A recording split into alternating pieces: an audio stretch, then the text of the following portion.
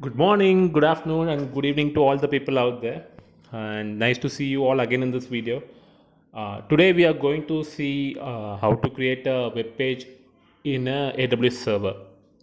This is just a normal implementation.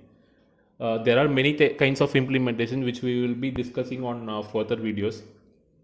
Today what I'm going to just do is like take a server and install a web page or a httpd server in that web server, and we'll try to create a web page for our application. So for that I need to go to ec2.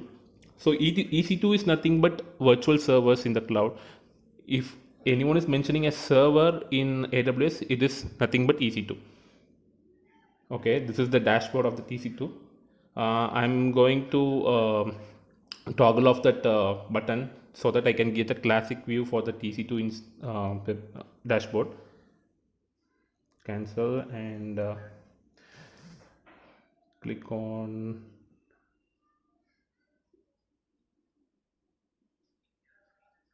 So yeah, this is the list of regions which you can select it. So we have discussed about regions in the last video. Now I am going to click on the instances tab. Yeah, click on that, and you can see these are the instances which was created by me earlier, but we can ignore these. To create an instance, I mean, or a server or EC2, we are going to click on the launch instance now. Okay, first step is selecting an AMI. What is an AMI? AMI is nothing but a OS for our server. Okay, so our AMIs can, I mean, our OS can be of anything like Windows, Amazon, Linux, or Mac OS, anything it can be. So now we have a variety of servers. So as I told earlier, like currently I'm having Windows, Linux 2 AMIs, and so if you need Windows, you can select Windows server. If you need Ubuntu, you can select Ubuntu images, whatever, it's up to you, but make sure you are under the free tier so that you don't get any cost increase in your account. Okay, so here not to limit within the free time, I'm selecting Amazon Linux. Okay, now choose an instance type. So normally you used to specify your server with how many CPUs you need and how many memories you need. For that, I am just selecting one virtual CPU and 1 GB of memory. Memory is always mentioned in terms of GB, and you can see multiple types of instances. So in order to stay within the free tier, I am selecting T2 micro. So there are lots of instance types over there, which you can go through the documentation and get to know. But for this implementation, I'm just selecting just a T2 micro instance. Okay, then click on next. Okay, here it is giving us the instance details. So how many instances I need? So I just need one server to spin up. These networking details like network, subnet, auto-assign, public IP will be discussed on the further videos. So let me make this simple. So here there is an option for giving the script for installing the Apache server or HTTPD server, whatever you want, and hosting our website. So I will just explain the script here. So this will just update our YAM and it will install the HTTPD. HTTPD is nothing but service which hosts the website, and this is just a normal HTML file. I will output this content to the index.html, and once that is done, I will start the HTTPD service.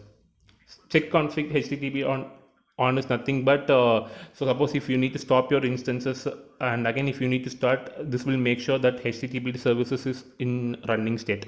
So that is what I am giving here.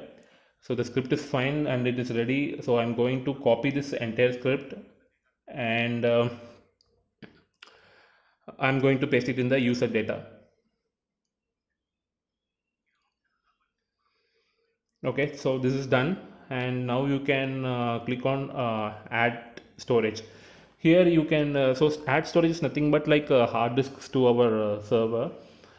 This is the root volume. So by default the root volume size is of 8 GBs, and volume type is of around GP2. So you have a list of volume types, and you can select it, and you can click on next. So tags as mentioned, these are just whatever the labels for your servers. Suppose if you need to give any kind of values to your nodes, you can give it. So here I'm giving as name, and the name would be like httpd. Click on security group. Here you are just specifying whom can access this server.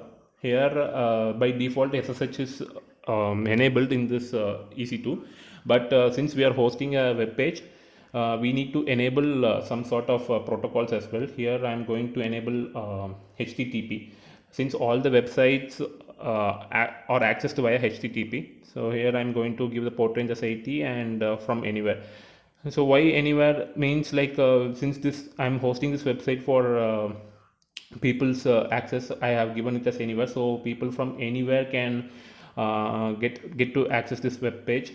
So that is the reason I'm giving it as anywhere. And if you are giving anywhere, you will be getting a warning message, so that I can ignore as of now. Click on review and launch. So whatever the details you have given over here, it's just for your review purpose. So here, as I have mentioned, everything is there. Click on launch. Okay, so the main part here is like you will be asked to create a key pair or an existing key pair. I will create a new key pair. So what is key pair? Key pair is nothing but a security key to get log into your web page. I mean, sorry, log into your instance, not the web page, to the instance. So anyone can access the web page, but only you can have the access to log into the instance. Okay, so that is what key pair is of.